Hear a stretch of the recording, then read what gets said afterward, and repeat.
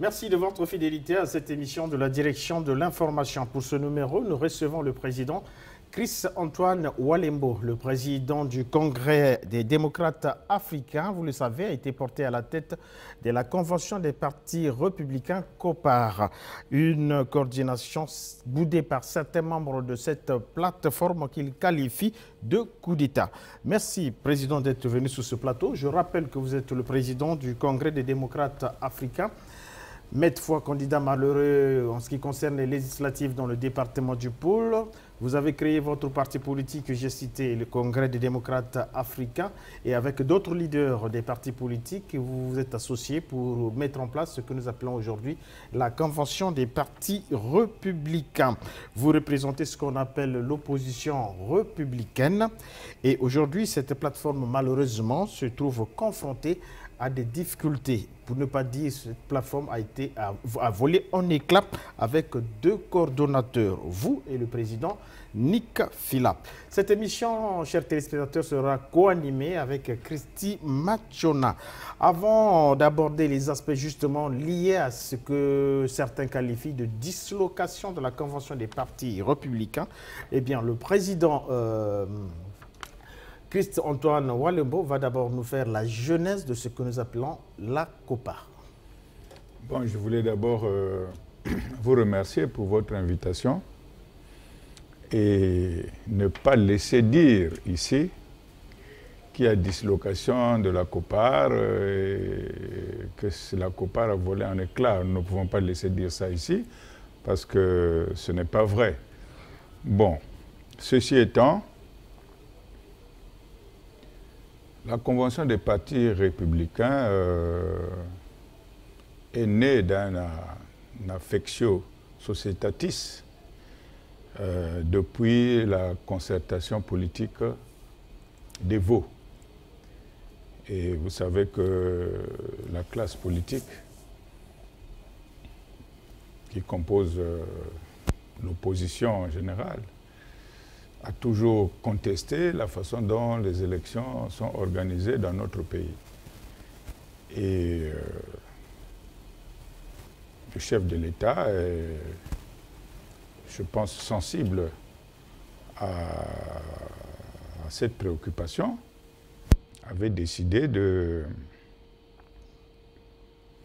convoquer la classe politique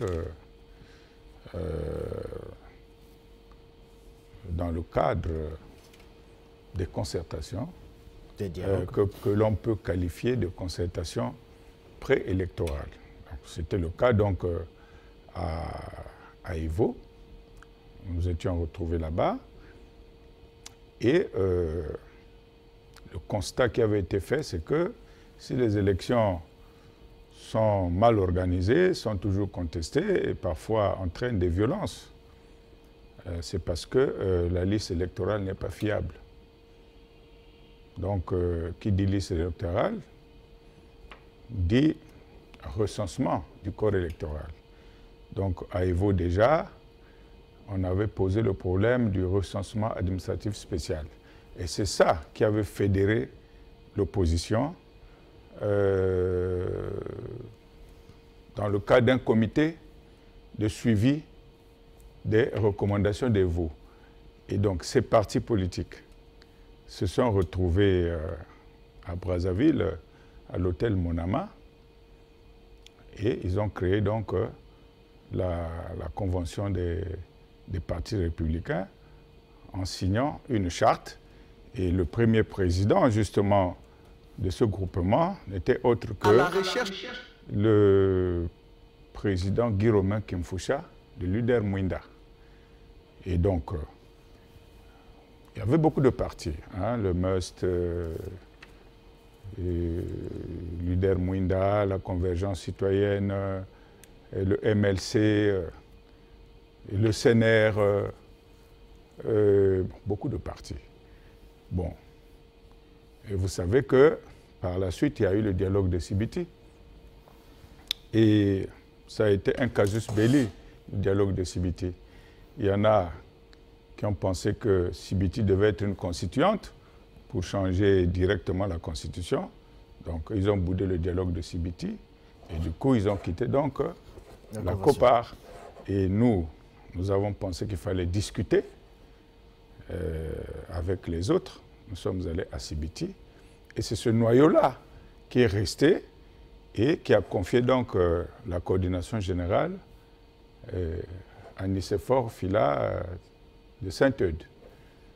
Et donc, vous comprenez bien que ces partis, c'était qui? Les partis qui sont restés, c'était le PRL, le MIS, le CODEMA, le MLC, le CDR de Bonaventure Boudika.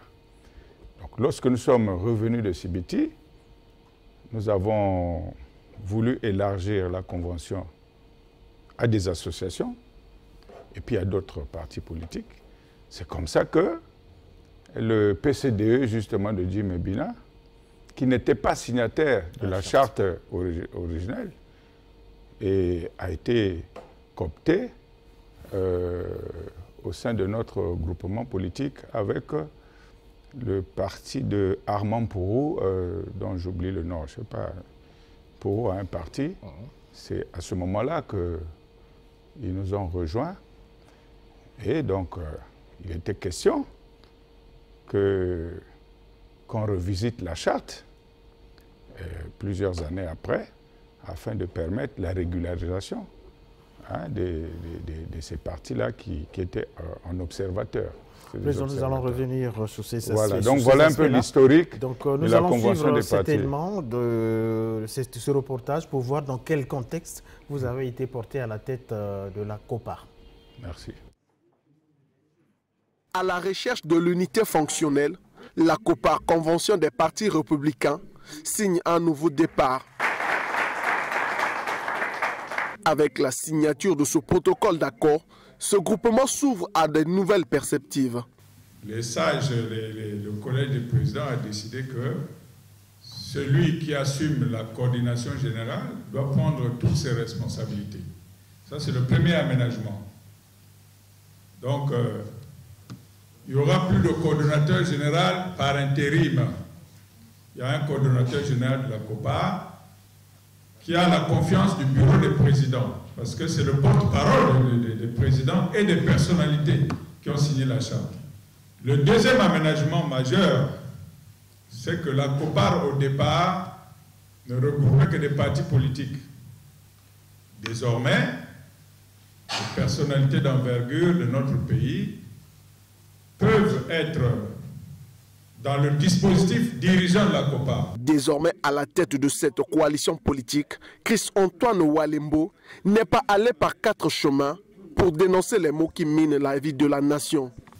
Le commerce de détail étant tenu par des citoyens étrangers qui se sont inspirés de l'inflation dans leur pays d'origine, contribue impinement à l'augmentation des prix de ces produits de première nécessité, foulant aux pieds les mesures gouvernementales assorties d'avantages indéniables suite aux mesures du plan de résilience. Ils font des super profits et paradoxalement restent insensibles aux besoins des Congolais qui luttent contre la vie chère.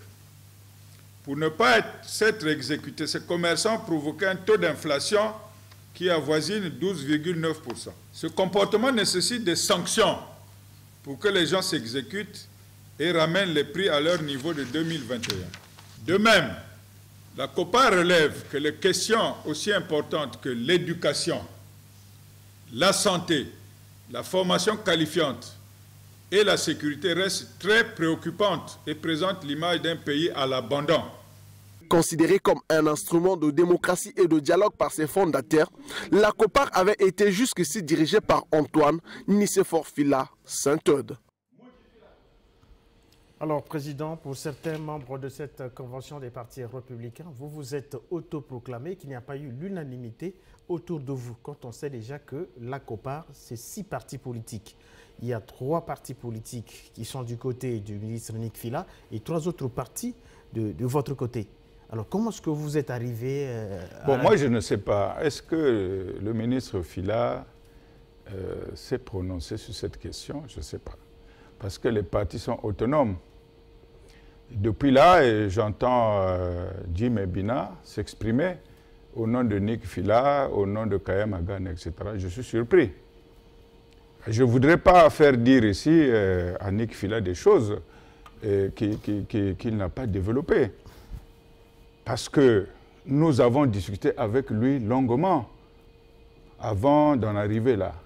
J'avais été chargé par le collège des présidents d'aller le voir. Nous avons fait 3 heures de débat. Je lui ai demandé quelle était la nouvelle vision. Nous avons échangé.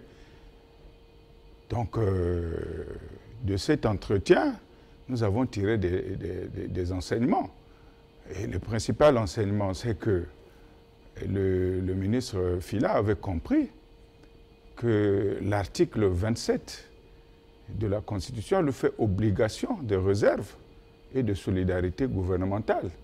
Donc il ne peut pas continuer à diriger une plateforme qui est censée combattre ou censée apporter la contradiction au gouvernement. Donc faites attention, vous les journalistes.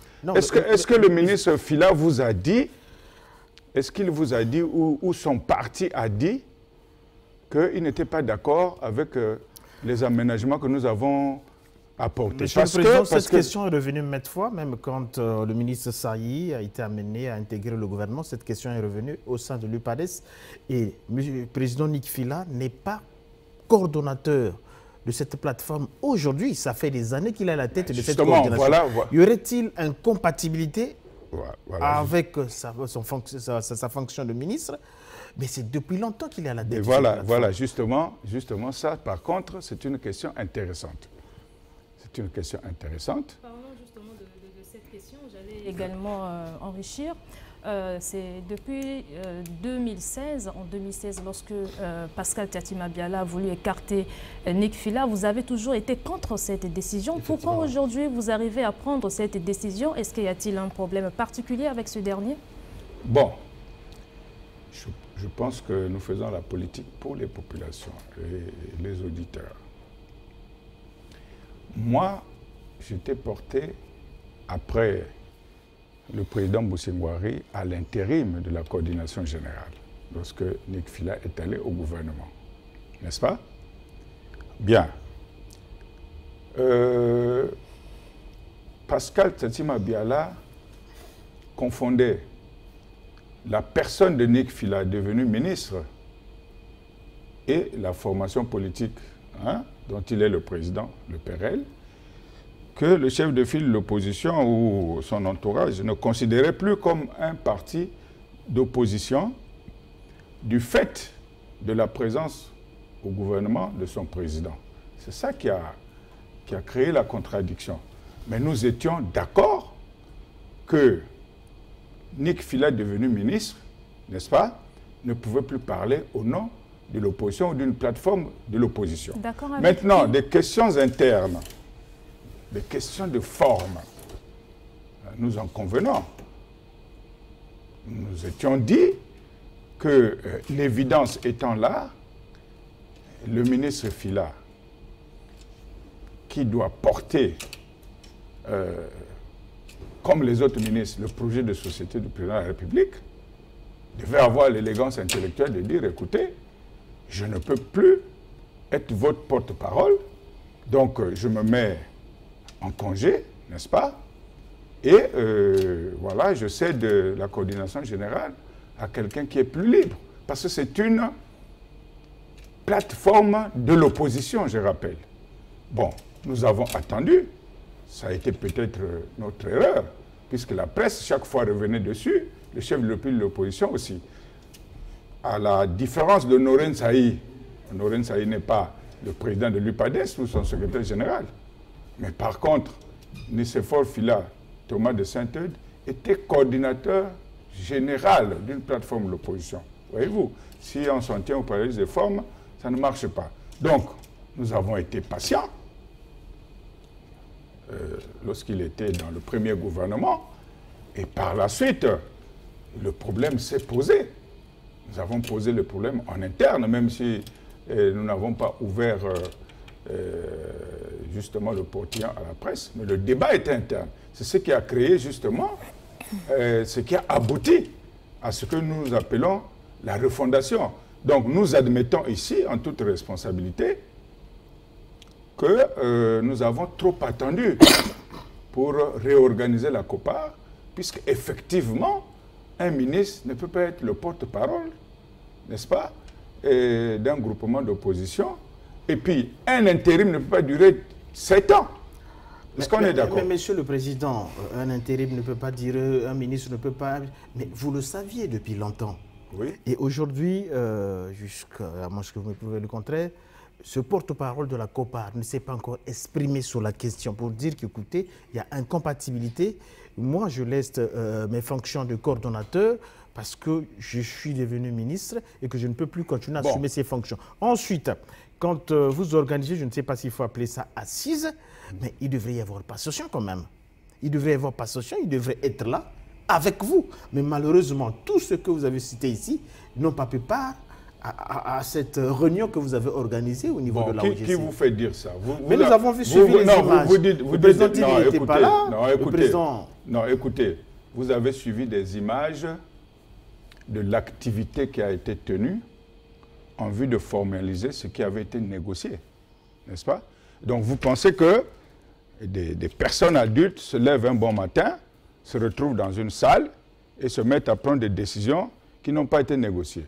Moi, je vous apprends qu'il y a eu des négociations qui ont duré plus d'1 mois. Qui n'ont jamais abouti. Pourquoi ça n'a pas abouti? On a fait le forcing. Mais non. Vous faites le porte-parole d'une personne. Nous vivons l'actualité. Non, mais vous vivez l'actualité, mais la personne qui parle en ce nom-là, qui lui a donné mandat de parler de la COPAR. Moi, je vous pose la question. Jim Ebina parle de la COPAR, il a été mandaté par qui? Monsieur, parce qu'il faut avoir un mandat pour... Nous avons des textes. Les textes ne disent pas, écoutez... M. Jim Ebina n'a pas reçu mandat, mais il parle quand même au nom d'un président, d'un coordonnateur qui ne réagit pas malheureusement jusqu'à l'instant où nous tournons cette émission-là. Ça veut dire que le coordonnateur est d'accord avec les propos prononcés par Jim Ebina. C'est vous qui contestez Vous ne pouvez pas dire ça. Vous ne pouvez pas dire ça. Mais pourquoi il ne serait-il pas d'accord avec le fait... Si je ne suis pas d'accord avec Christine Machona qui parle en mon nom, mais j'attire son attention, je l'interpelle. Jusqu'aujourd'hui, le ministre ou le coordonnateur Nick Fela n'a jamais réagi sur la question. Ça veut dire qu'il est d'accord avec la conférence et ce que dit Jim Ebina. Comment on va faire? Monsieur le journaliste, le raisonnement, il faut faire un raisonnement par récurrence. Vous dites, puisque Jim Ebina parle en son nom, donc il est d'accord. C'est pas vrai. Nous attendez qu'il s'exprime sur cette question, n'est-ce pas? Je crois que c'est plus sage. Et justement, nous sommes étonnés de voir Jim Ebina parler au nom des autres partis. Le fonctionnement de la COPAR ne se fait pas comme ça. Jim Ebina doit parler de son parti, le PCDE, et je vous ai dit tantôt qu'il n'avait pas qualité parce que son parti n'est pas membre, n'est pas un parti fondateur de la COPAR. Alors, monsieur Walembo. Ensuite, vous avez parlé d'unanimité. Nous avons un règlement intérieur. Les décisions à la COPAR ne se prennent pas à l'unanimité. Ça se prend par consensus. Vous savez le consensus, non? C'est la majorité. C'est la majorité. Il n'y a pas eu majorité puisqu'aujourd'hui la COPAR c'est 6 formations politiques. Bon, vous voyez, vous êtes vous retrouvez avec 3 partis politiques. Monsieur le journaliste, vous êtes en train, mais vous m'avez invité, je pense, pour que je puisse vous éclairer. C'est moi qui ai assuré l'intérim pendant plus de 5-6 ans. Les 6 partis politiques, c'est qui? L'UDLC de Kayamagan n'est pas un parti de la COPAR. Le PCDE est un parti observateur. Lorsqu'ils viendront ici, qu'ils vous présentent la preuve matérielle de leur appartenance à la COPAR au sens originel du terme. Vous me comprenez? Donc, les partis membres de la COPAR, le PRL est un parti membre de la COPAR, parti fondateur de Nick Fela, et il le reste jusqu'à la preuve du contraire. Et ce statut d'observateur, c'est pour combien de temps? Puisque le PCD... Mais justement, nous avons voulu... Mais justement, ça fait des années que ce parti-là est aux côtés de la COPAR. Oui. Bon, le statut d'observateur, c'est pour combien de temps? Parce que ça fait plus de 10 ans que le PCDE est là. Bon, monsieur le journaliste, vous êtes en train de parler des textes organiques de la COPAR dont vous n'avez pas la maîtrise. C'est ça le problème. Si nous avons convoqué cette convention, c'est pour refonder la COPAR, pas la recréer, refonder la COPAR et régulariser justement ce que vous qualifiez là, ce que nous qualifions là comme des partis observateurs. Donc, si j'avais été Jim Ebina, je devais signer d'abord la charte afin de me donner, n'est-ce pas, de m'arroger un droit d'inventaire. D'accord. Monsieur... Bon, maintenant, vous parlez de majorité, vous parlez de ceci. Il y a 5 partis fondateurs de la COPAR qui sont restés. Ne me citez pas ici l'UDLC de Kayamagan, même si Kayamagan m'entend, il sait très bien qu'il n'a jamais signé une charte à la COPAR, et c'est maintenant qu'il devait signer cette charte. Ensuite, que Jim Ebina, qui viendra certainement, vous présente l'élément matériel qui fait de lui un membre fondateur de la COPAR. Donc, sur les 5 partis, dans les négociations, le PRL était là. Les négociations étaient internes. Tous les partis le font, n'est-ce pas? Monsieur Christ, les négociations étaient... Donc, quand vous faites une péréquation, une équation du type, il y a 6 partis, oui, 3 ont signé, c'est faux. Mais monsieur le Président, comme dit que le parti de Jim Ebina n'a jamais été à l'origine, n'a jamais été signataire, oui. Mais ce sont des partis qui arrivent et qui ont intégré cette plateforme. À chaque instant, à chaque fois, moi je vous ai vu au podium, vous 6, à la recherche de la COPAR. Et curieusement, vous avez déjà vu Kayamagan Je n'ai jamais vu Kayamagan. Le sixième, c'est qui? Jim Ebina au moins. Non, le 6e, c'est qui? Bon, à supposer que Jim Ebina vous ait fait dire qu'il est membre fondateur de la COPAR, il aurait signé la charte. Les décisions à la COPAR se prennent par consensus, n'est-ce pas? Alors, sur les 5 partis dont vous parlez, le consensus, selon vous, vous l'évaluez à combien de partis? Mais quand vous parlez, Monsieur le Président, de la refondation de la Convention des partis républicains, mais vous devrez être là, vous tous, assis pour réfléchir. Mais malheureusement, ce qu'on voit souvent au sein de cette convention n'était pas là, à ces assises-là. Écoutez. On a vu 2 présidents, 3 présidents. Vous savez, DRTV, c'est une chaîne qui est bien suivie par les Congolais. Il faudrait que quand vous restituez l'information, elle soit objective. Je vous ai dit que dans les négociations qui ont conduit, et je peux le prouver, dans les négociations qui ont conduit à cette refondation, les discussions se sont déroulées quelque part. Jim Ebina était là, Kayamagan était là, et nous avons adressé des correspondances à des partenaires, notamment le PCT. Ils sont signataires de toutes ces correspondances-là. Maintenant, ils n'étaient pas présents au moment de concrétiser, de matérialiser ce qui a été décidé. Mais ne dites pas que ce que nous avons rendu public à l'AOGC a été négocié là-bas. Ce n'est pas vrai. Il y a eu des négociations, puisque je vous ai dit que même le coordonnateur sortant, Nick Fila, a discuté avec nous, n'est-ce pas? Et nous pouvons prouver que les démarches qu'il a eu à faire, notamment dans le cadre politique, il les a faites au nom du PRL et non pas au nom de la COPAR.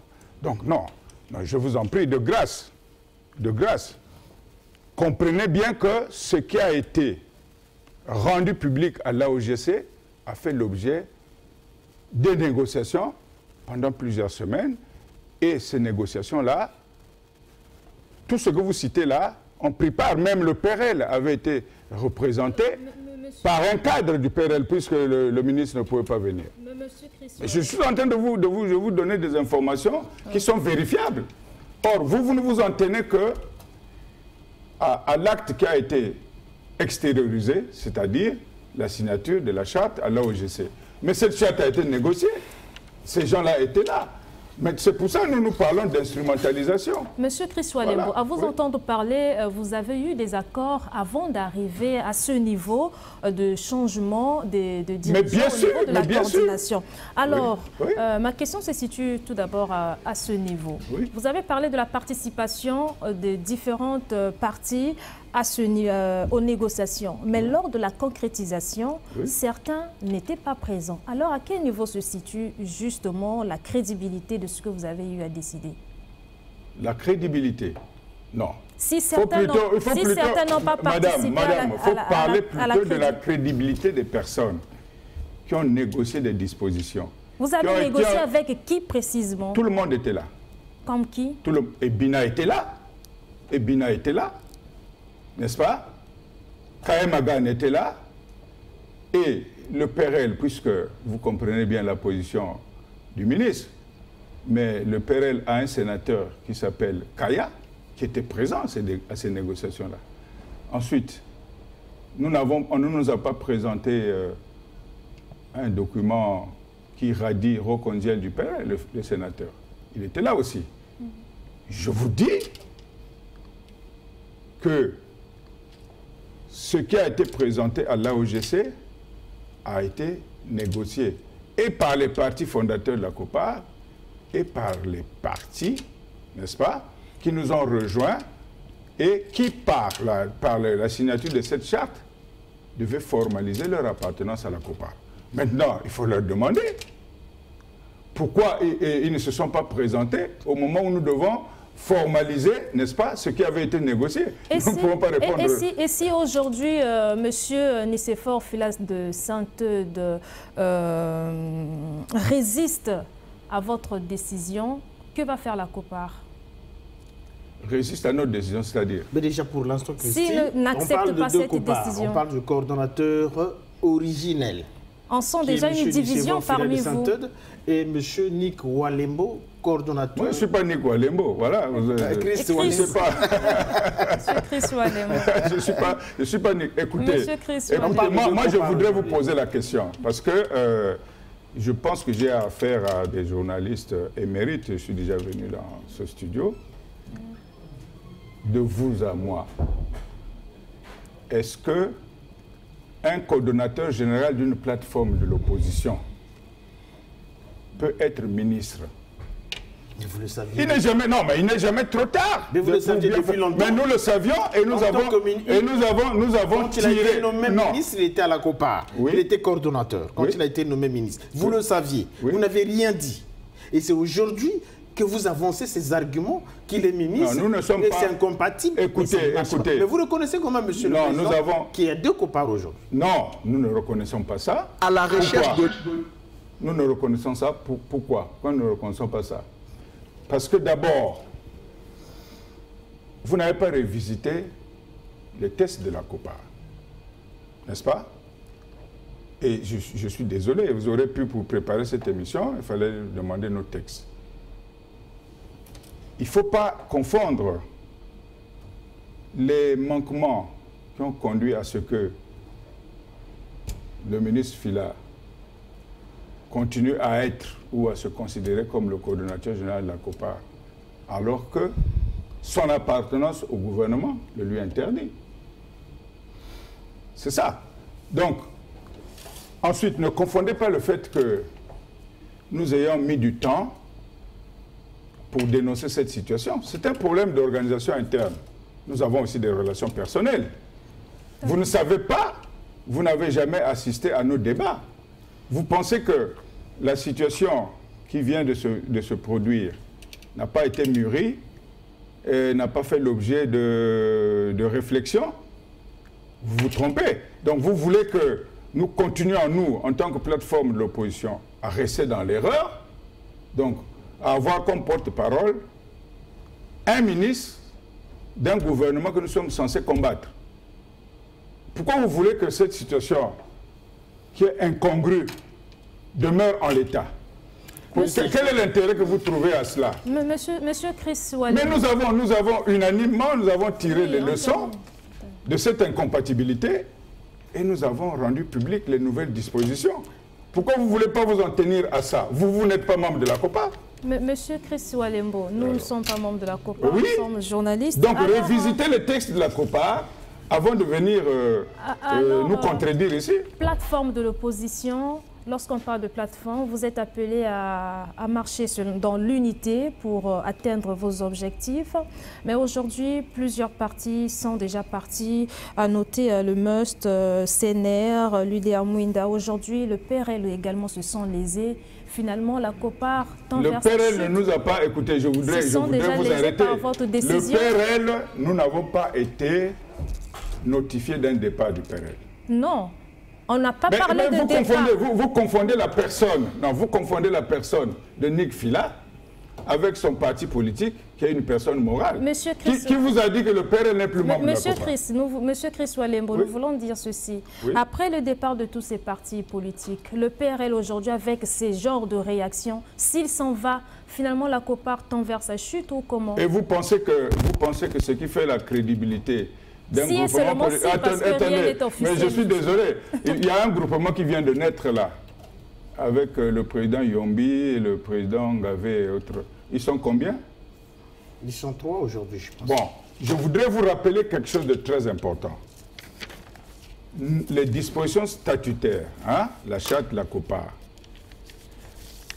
disposent que un parti membre de la COPAR est libre de rester comme il est libre de s'en aller.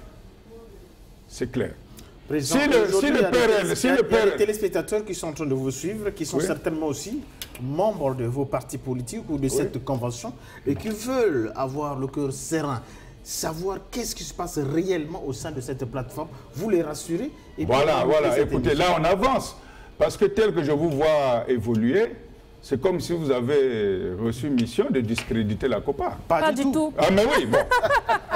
Ça c'est une bonne question. Que ces militants-là soient rassurés. 5 partis membres de la COPAR, fondateurs, avaient décidé de revisiter les dispositions. Je répète, le PRL de Nic Fila, le MIS de Bonaventure Mézidi, le CDR de Bonaventure Boudjika et non, pas le PCDE. Je vous ai dit qu'ils n'ont jamais signé la charte. Je répète, le PRL, le MIS, le CODEMA, n'est-ce pas? Et le CDR, n'est-ce pas? Bien, le 5e parti, donc le PCDE, pour nous, il avait un statut d'observateur jusqu'à ce qu'il vienne vous présenter la preuve matérielle, n'est-ce pas, qu'il avait signé une quelconque charte. Bien, ces partis-là ont décidé de mettre un terme à l'intérim. Ça, c'est la première disposition. Parce que on ne pouvait pas continuer avec un coordonnateur général ministre. Président, bien. Je crois que nous y reviendrons sur tous ces aspects-là parce qu'on nous fait signe que nous sommes arrivés au terme du temps qu'on nous a accordé. Je rappelle que nous recevons pour ce numéro Chris Antoine Walembo. Il est le président du CODEMA, entendu par la Congrès des démocrates africains. Il a été porté à la tête de la convention des partis républicains COPAR et certains membres, vous le savez, de cette convention, bout de son élévation à la tête de cette convention. Merci de nous avoir suivis. On va se retrouver à une prochaine occasion pour décortiquer encore cette question de divergence au sein de la COPAR. Merci de nous avoir suivis. On se retrouve à un prochain numéro.